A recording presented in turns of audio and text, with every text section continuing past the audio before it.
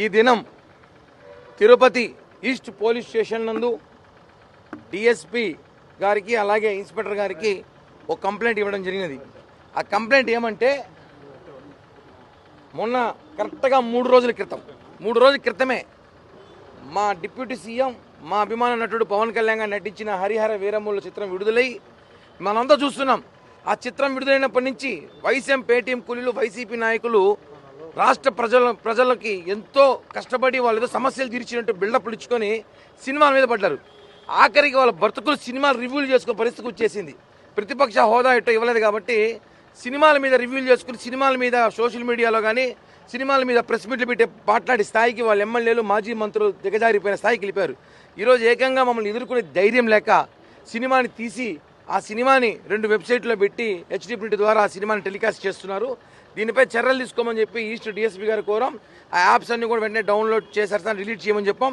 DSP గారు కూడా ఇందాక మాట్లాడుతూ వెంటనే దాని మీద ఏం యాక్ట్స్ ఉన్నాయో దాని మీద కాపీరైట్స్ కానివ్వండి, ఐటీ యాక్ట్ కానీ కేసులు కట్టి వెంటనే డిలీట్ చేస్తాం.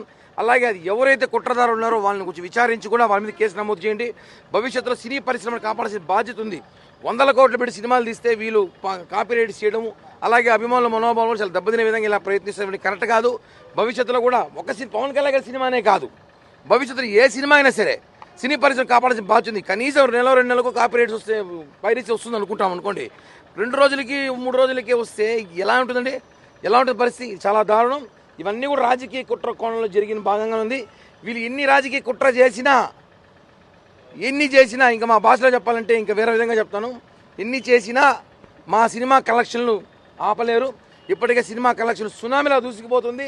ఛాలెంజ్ చేస్తున్నా 500 కోట్ల సినిమా బడ్జెట్ దాటుతాము. కుటుంబ సమేతంగా అందరూ సినిమాలకు తండోపతండాలుగా క్యూ కడుతున్నారు. కాబట్టి ఈ సినిమా పైన ఏదైతే వీళ్ళు చేసిన ఈ సోషల్ మీడియా కానివ్వండి, లేకపోతే ఎవరైతే ఈ ఐబొమ్మ యాప్ కానివ్వండి, లేకపోతే ఇంకో యాప్ కానివ్వండి దీంట్లో పెట్టారో అవన్నీ కూడా డిలీట్ చేయాలని చెప్పి కూడా డిఎస్పీ గారికి కోరడం జరిగింది. వాళ్ళు సానుకూలంగా స్పందించి ఇమీడియట్లీ కేసు కట్టి విచారిస్తామని చెప్పారు.